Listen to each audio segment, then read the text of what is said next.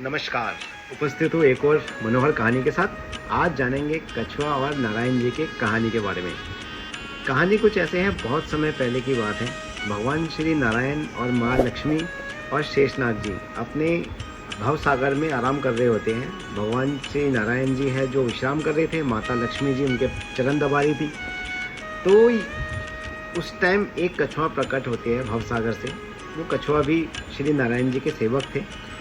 काफ़ी समय से प्रयत्न कर रहे थे कि श्री नारायण जी के चरणों को छू के वो भव सागर से पार हो जाए, मुक्त हो जाए।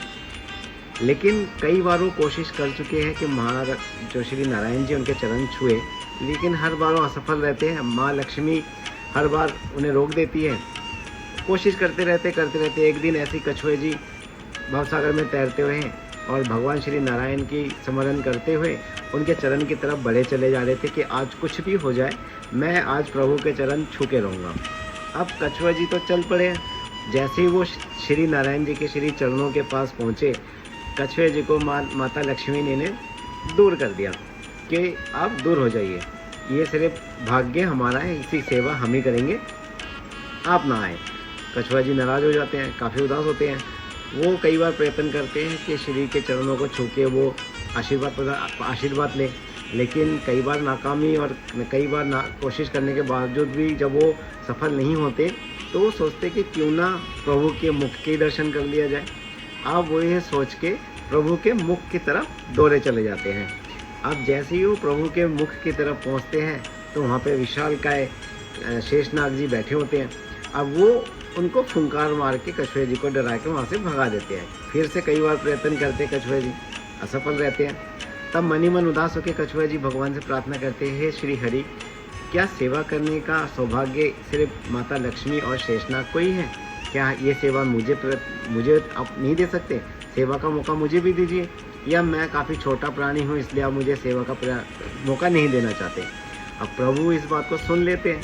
प्रभु कहते हैं, ठीक है कछुआ, आने वाले कुछ समय में आप मेरे चरण को छू सकेंगे और इस चरण छूने का जो फल है वो आप प्राप्त कर सकेंगे। आप कुछ समय इंतज़ार करें, उस समय ये दोनों आपका कुछ नहीं कर पाएंगे और ये सिर्फ खड़े हुए देखते रह जाएंगे। कहानी अब यहाँ से रामायण में आ जाती है। रामायण तो आप सभी ने देखा ही होगा। रामायण के पात्र में, रामायण में एक केवट जी होते हैं। जब श्री राम और माता सीता लक्ष्मण जी जंगल के लिए जा रहे होते हैं तो बीच में गंगा जी आती हैं। तो उसको पार करने के लिए भगवान श्री राम जी जब नदी के पास पहुंचते हैं तो वहाँ पे केवट जी ही आते हैं जो गंगा नदी को पार कराते हैं। लेकिन उससे पहले गंगा जी के सामने केवट जी श्री रामचंद्र के सामने एक शर्त रख देते हैं। शर्त क्या थी कि हे प्रभु, मैंने आपके बारे में बहुत कुछ सुना है। आपने पत्थर में पैर रख के किसी को स्त्री बना दिया। ये तो मेरे एक छोटे सा नाव है। अगर आपने कहीं इस नाव में पैर रखा और ये नाव कहीं स्त्री बन गई और या कुछ और बन गया तो मैं तो भूखा मर जाऊंगा, मेरी रोजी रोटी का क्या होगा? प्रभु जी समझ जाते हैं, श्री राम समझ जाते हैं इस बात को कि केवट जी आप क्या करने वाले हैं। तो कहते हैं, ठीक है केवट, आप बताओ मुझे क्या करना है। कहता है, प्रभु सबसे पहले तो मैं आपके चरण को धो के उसका पानी पीऊँगा और साथ में ही मैं अपने परिवार के सभी को ये पानी पिलाऊँगा। अगर सब वैसे ही रहे तो फिर मैं आपको इस नाव में बिठा के उस पार छोड़ दूंगा, लेकिन बदले में मैं कुछ नहीं लूँगा। प्रभु श्री राम तो मुस्कुरा रहे होते हैं उनकी बात सुन के, और लक्ष्मण जी को क्रोध आ जाता है।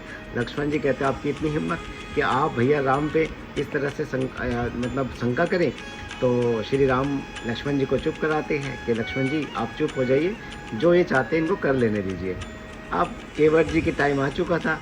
माता सीता भी उस टाइम खड़ी होकर देख रही थी जो लक्ष्मी रूपी थी, और श्री लक्ष्मण जी जो अपने शेषनाग रूपी थे, वो दोनों खड़े खड़े देखते रहे। और अपने केवट जी हैं वो प्रभु श्री रामचंद्र के चरण दबा के अच्छी तरह से धो के और उस पानी को खुद भी पीते हैं, साथ में अपने परिवार के सभी सदस्य को भी पिला देते हैं। अब जब उन्हें कुछ नहीं होता ये पानी पीने के बाद तो कहते हैं, ठीक है प्रभु, अब आप नाव में बैठ जाइए, मैं आपको उस पार छोड़ देता हूँ। अब जब नाव उस पार लेके जाते केवट जी तो प्रभु श्री राम उनसे पूछते, केवट जी मन ही मन सोच रहे होते कि केवट जी को देने के लिए तो मेरे पास कुछ भी नहीं है। अब माता सीता उनकी मन की बात जान जाती है।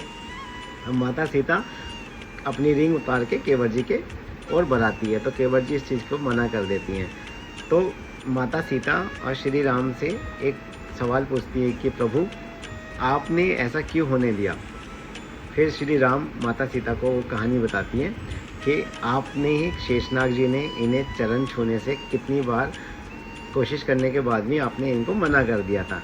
अब उसी के चलते मैंने इन्हें आशीर्वाद दिया था कि इस जन्म में ये मेरे चरण धो के और मेरी जो चरण पादुका छू के सेवा करेंगे और इसका फल प्राप्त करेंगे। तो है ना, ये इंटरेस्टिंग सी कहानी, छोटी सी कहानी थी। अच्छी लगी हो तो लाइक और सब्सक्राइब जरूर कर देना। मिलेंगे फिर दूसरे नए स्टोरी में। बाय।